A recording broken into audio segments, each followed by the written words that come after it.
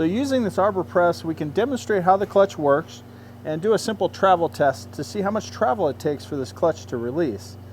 So in this case, we set it up with just the standard release bearing, and we'll set the gauge for 0 for our travel test in a little bit. But for now, you can see basically the release bearing pushes on the diaphragm springs and it lifts the components in order to release the clutch. We'll get a close-up view and show you the kind of how the internals work, and then we'll do a travel test. So I'm going to move the camera and we'll take a look at it.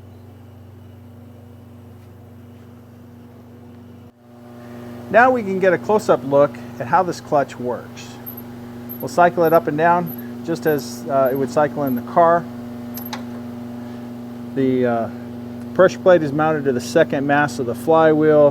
This is the casting of the pressure plate that pushes on the top disc. And this is the floater plate, which is between the two discs, and it's regulated by a little tab that pushes against that strap, the drive straps.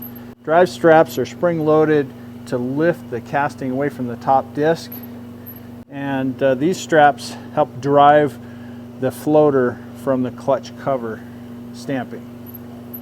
And that's how that works. So this is a travel test where we're going to demonstrate how much travel it takes for this clutch to release. Andrew's going to man the 2 screwdrivers to push the discs around, and that'll show when the clutch is released. I'm going to push on the handle of the press. We've zeroed out the gauge at the top. Each revolution is 100 thousandths. And so we have 1 revolution is 100 thousandths.